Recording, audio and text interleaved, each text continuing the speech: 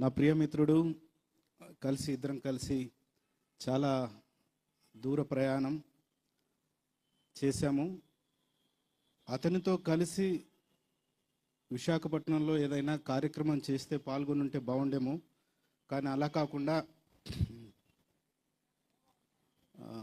Memorial service అని పెట్టుకున్న ఈ కార్యక్రమానికి రావడం కొంత బాధ అనిపించిన. పెద్దలందరూ కూడా పిలిచారు. పెద్దలందరికీ కూడా నా హృదయపూర్వక వందనాలు. ప్రత్యేకంగా ఎంఏ పాలయ్య గారికి నా హృదయపూర్వక వందనాలు. పెద్దలు ఇక్కడ ఉండడం చాలా సంతోషం. వారి బృందం అంతటికి కూడా నా హృదయపూర్వక వందనాలు తెలియజేస్తున్నాను. ఆలివర్ రాయ్ గారికి ప్రత్యేకమైన ధన్యవాదాలు. అలాగే జుహాని గారు, రాజమండ్రిలో మీరు పోషించిన పాత్ర చాలా గొప్పది. అలాగే ప్రసాద్ చౌదరి గారు నాతో కలిసి మేమిద్దరం కలిసి అక్కడ చాలా కార్యక్రమాలు చేశాం. హైదరాబాద్లో పోలీసు వారు హైదరాబాద్లో పెట్టడానికి వీల్లేదు అన్నట్టుగా మాట్లాడినప్పుడు ముందు రోజు ఇంకా బాడీ రాకముందే మమ్మల్ని ఆంక్షలు పెట్టి అక్కడికి తీసుకురాకపోతే బాగుంటుందేమో అన్నట్టుగా చేసినప్పుడు కొంతమంది పెద్దలందరూ కలిసి పోలీసు వారిని అప్రోచ్ అయ్యి చర్చ్లో మరి ఘనంగా ఈ కార్యక్రమం జరగడానికి ప్రభు సహాయం చేశారు. పెద్దలందరూ కూడా సహకరించారు. ప్రత్యేకంగా బ్యాప్టిస్ట్ చర్చ్ సెకండ్రాబాద్ వారు ప్రతి విషయంలో కూడా సహకరించారు. వారికి ఎన్నో ఆటంకాలు వచ్చాయి, అయినా కూడా సహకరించారు. అలాగే సెయింట్ జాన్స్ చర్చ్ పాస్టర్ గారు అయితే మిషనరీస్ని ఎక్కడైతే సమాధి చేశారో ఆ సమాధుల తోటలో మరి ప్రవీణ్ పగడల గారికి స్థలం ఇచ్చి అక్కడ ఆ కార్యక్రమం చేయడానికి వారు దోహదపడ్డారు. వారికి కూడా నా హృదయపూర్వక వందనాలు తెలియజేస్తున్నాను. ఇలాంటి ఈ సమయం వస్తుందని నేను ఎప్పుడు అనుకోలేదు, నేను ఊహించలేదు. అతన్ని చూస్తే అలా అకస్మాత్తుగా నాకు కనబడకుండా పోతాడని నేను అనుకోలేదు. కానీ అది దేవుని చిత్తమని మనమందరం గ్రహిద్దాం. అందుకనే దేవుడు అనుమతించాడు కాబట్టే అతను మన మధ్యలో లేకుండా పోయాడు. కానీ అతను చనిపోయిన తర్వాత ఈ జరుగుతున్న ఈ తంతంతా కూడా చూస్తూ ఉంటే చాలా ఆశ్చర్యం కలిగిస్తూ ఉంది.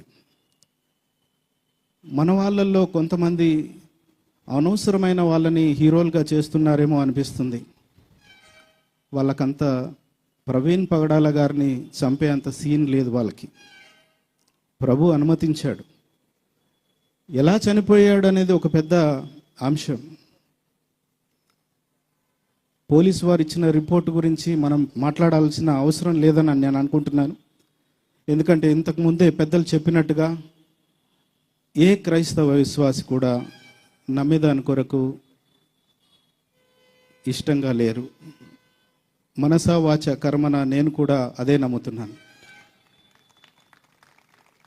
ఎందుకంటే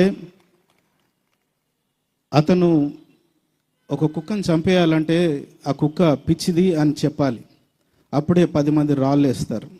అలాగే ఒక మంచి వ్యక్తి, ఒక థింక్ ట్యాంక్, చాలా విషయాలు తెలిసిన వ్యక్తి, అనర్గళంగా అన్ని భాషలు మాట్లాడగలిగిన వ్యక్తి, కొంత సమయంలోనే ఎన్నో భాషలు నేర్చుకున్న వ్యక్తి,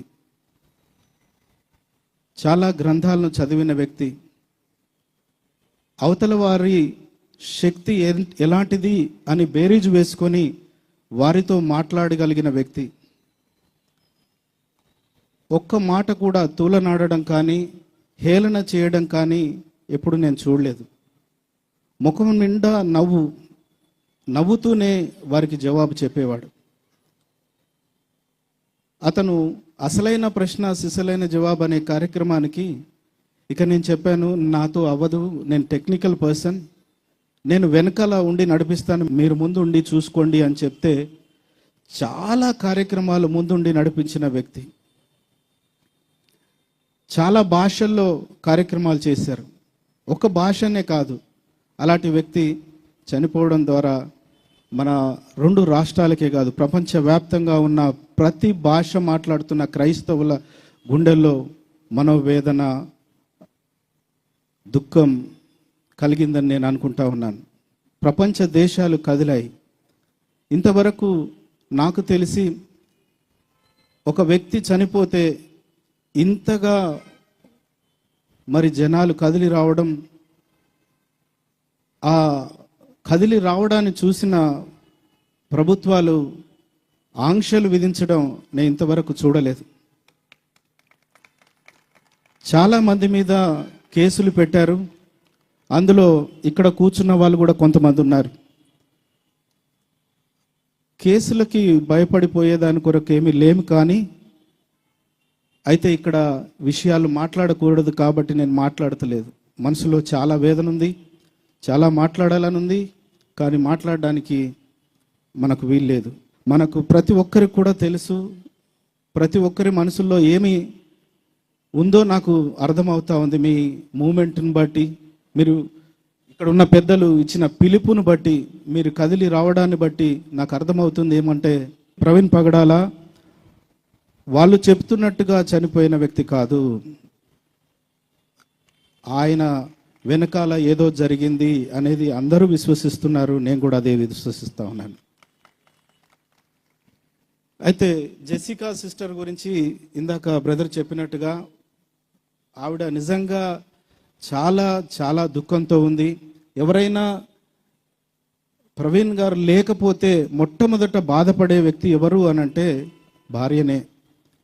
ఆవిడ ఎంతో దుఃఖంలో ఉంది, మనోవేదనతో ఉంది, మాట్లాడలేని పరిస్థితిలో ఉంది. కదిలించిన ప్రతిసారి కూడా ఏడుస్తూనే కనబడతా ఉంది. కాబట్టి ఆమె మొదటి రోజు మాట్లాడిన మాటనే అలాగే తర్వాత జరుగుతున్న వాటి గురించి ఒకసారి స్పందించడం జరిగింది. కాబట్టి మళ్ళీ దేవుడి చిత్తమైతే తప్పకుండా ఆవిడ నోరు తెరిచి మాట్లాడుతుంది. కాబట్టి అప్పటి వరకు నేను సన్నిహితంగా వారి కుటుంబంతో ఉన్నాను కాబట్టి ఎందుకు మాట్లాడట్లేదు అనే ప్రశ్న వస్తుంది. అలాంటిది ఏమీ లేదు. వారు మనోవేదన గురయ్యారు, తప్పకుండా మాట్లాడుతుంది. మనం అందరం ఉన్నాం కాబట్టి మనం ఏమనుకుంటున్నాం అది చేయడానికి తప్పకుండా వస్తారు. కాబట్టి దయచేసి వారి కుటుంబం గురించి ప్రార్థించండి. ఒక 2 నిమిషాలు టైం తీసుకుంటాను, ఎందుకంటే మొన్న ఢిల్లీకి వెళ్తూ క్రిస్టియన్ మైనారిటీ కార్పొరేషన్ చైర్మన్ గారిని కలిసి జరుగుతున్న విషయాల్ని, అట్రాసిటీస్ గురించి కొంత చెప్తాము అన్న ఉద్దేశంతో ఢిల్లీకి వెళ్ళడం జరిగింది. వెళ్తున్నప్పుడు నేను ఫ్లైట్లో కూర్చొని ఓ పేపర్ తీసుకొని రాసుకున్నప్పుడు నేను ఆయన గురించి ఒక 4 మాటలు రాశాను. ఆ మాటలు మీ ముందు చదివి వినిపించాలని నేను అనుకుంటా ఉన్నాను. ప్రవీణ్ పగడాల గురించి. చనిపోయి బ్రతికి ఉన్న పగడాల ప్రవీణ్. ప్రవీణ్ పగడాల ఒక మహామనిషి. క్రైస్తవ లోకానికి దేవుడిచ్చిన అరుదైన ఆణిముత్యం. పగడం బహుభాషా కోవిదుడు, నిరంతర విద్యార్థి, తత్వవేత్త, వేదాంతి, పేదల పెన్నిది, అనాథలకు అన్నదాత, అమ్మ మరియు నాన్న, రచయిత, అలుపెరగని సువార్త యోధుడు మన అన్న ప్రవీణ్ పగడాల. తాను చనిపోయి కూడా కోట్లాది మందికి సోషల్ మీడియా ద్వారా సువార్తను, యేసుక్రీస్తు సువార్తను ప్రకటిస్తున్న అమర సువార్తికుడు. ప్రవీణ్ పగడాలకు పరలోకంలో ఘన స్వాగతం దొరికిందని నేను అనుకుంటున్నాను. యేసుక్రీస్తు ప్రవీణ్ పగడాలను భలా నమ్మకమైన మంచి దాసుడా అని ఆత్మీయ ఆలింగనం చేసుకున్నాడని నేను మనసా వాచ కర్మన నమ్ముతున్నాను. చిన్నపిల్లల్లో చిన్నపిల్లాడిలా, పెద్దోడితో పెద్దాడిలా, జ్ఞానులతో జ్ఞానిగా ఎంతో ఎత్తుకు ఎదిగిన ప్రవీణ్ పగడాల ఒదిగి ఉండడం అలవర్చుకున్నాడు. అందరికీ భిన్నంగా అపోస్తులుడైన పౌలు యొక్క పందాను అనుసరించి ఎవరికి చెయ్యి చాపకుండా 10 మందికి సహాయపడేలా బ్రతికాడు. అంతేకాదు చాలామందికి బ్రతుకునిచ్చాడు. ప్రవీణ్ పగడాల మరణం అనుమానాస్పదం.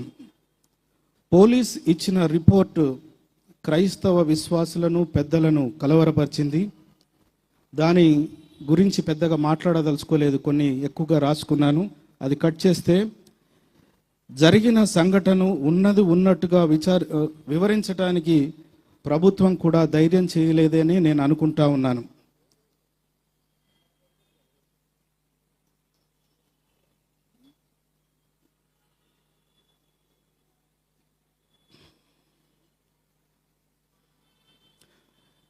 ప్రవీణ్ పగడాల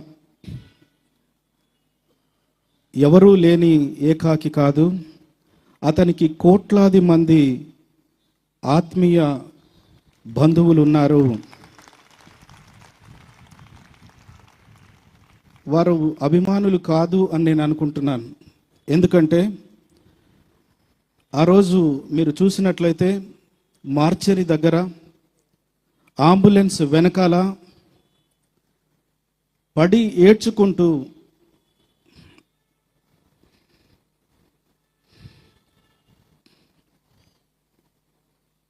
సమాధి వరకు సాగనంపారు.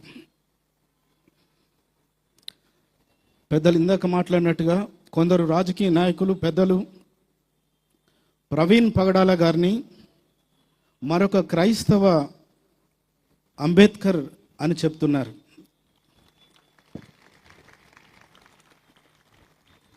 ప్రవీణ్ పగడాల మట్టికి మట్టిగా బూడిదకు బూడిదగా కలిసిపోతున్న తన తనువును మట్టిలో వదిలేసిన ఆయన చేసిన పరిచర్య అందరి మదిలో చెరగని స్మృతి. చనిపోయిన బ్రతికి ఉన్న పగడాల ప్రవీణ్. నా మాటలు విన్నందుకు థ్యాంక్ యూ. పెద్దలందరికీ కూడా నా హృదయపూర్వక వందనాలు తెలియజేస్తున్నాను.